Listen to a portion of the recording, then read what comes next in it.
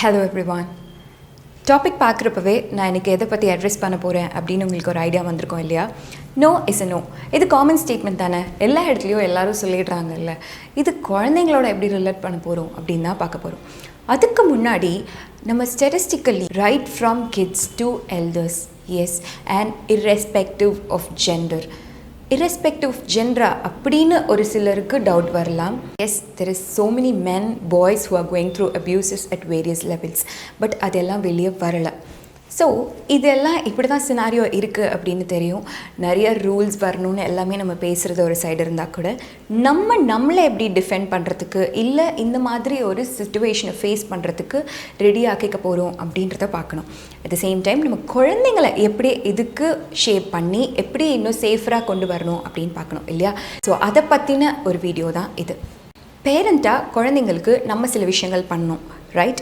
So அதில் ஒரு விஷயம் தான் அவங்கள எம்பவர் பண்ணுறது இந்த விஷயத்தில்.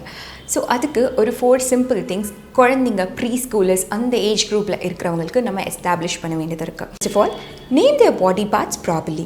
நிறைய பேருக்கு இந்த ஹேபிட் இருக்குது that they don't tell it out, and அது ஏதோ ஒரு ஷேம்ஃபுல்லான விஷயங்களாக குழந்தைங்களுக்கு சொல்லி கொடுத்துட்றாங்க.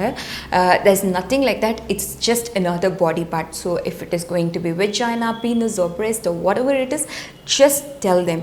Don't just hide it. Let the children know the names. இது ஏன் அப்படின்னு பார்த்தீங்கன்னா, when they are facing something, like அவங்க எங்கேயோ போகிறாங்க, சுற்றி ஏதோ ஒன்று நடக்குது, அவங்க எந்த மாதிரி ஒரு அட்மாஸ்பியரில் இருக்கிறாங்க அப்படின்றத அவங்க சொல்கிறதுக்குனாலும் கண்டிப்பாக they should know what is happening இல்லையா? So please let them know the body parts properly. This is the first thing that we have to do as parents. Second thing, implement consent right from our house. In our house அது எங்கே தேவைப்பட போகுது அப்படின்னு யோசிச்சிங்கன்னா கண்டிப்பாக we are wrong. அது நிறைய இடத்துல தப்பாகும்.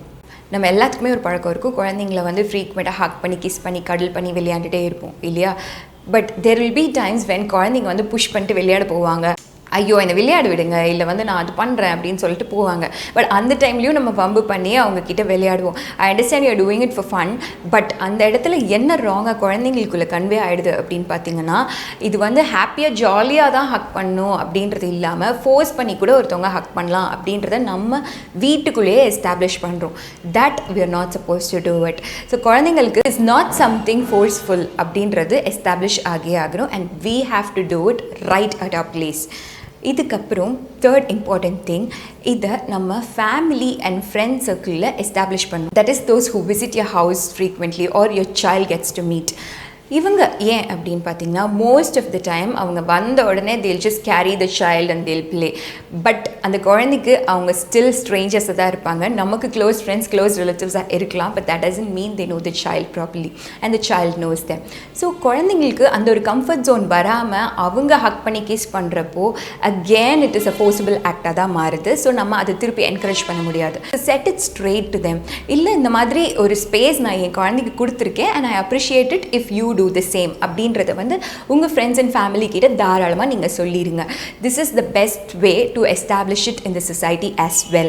அதோட இன்னும் பொலைட்டர் வெர்ஷனை வேணால் நீங்கள் எப்படி சொல்லலாம்னா, இப்போ தான் நீங்கள் பார்க்குறீங்க இல்லையா? ஸோ குழந்தைங்க இன்னும் கொஞ்சம் டைம் எடுப்பாங்க மிங்கிள் ஆகிறதுக்கு, அது வரைக்கும் ஃப்ரீயாக விட்டுருங்க, தென் they'll get along அப்படின்ற மாதிரி பொலைட்டராக நீங்கள் சொல்லிக்கலாம். But please establish it in your family, extended family as well. And the last one is create the importance of reporting. ரிப்போர்ட்டிங்னு உடனே ரொம்ப பெரிய விஷயமாக யோசிக்க வேண்டாம். It's just normal.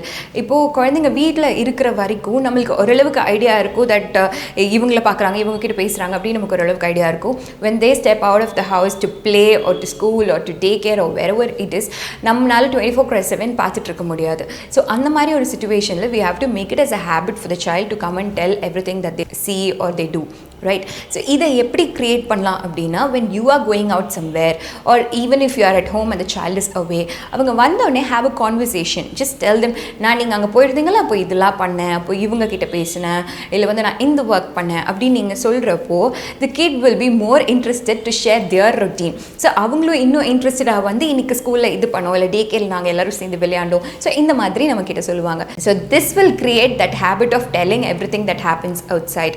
ஸோ இதெல்லாம் basic steps that we can do as parents to our child. So this is important.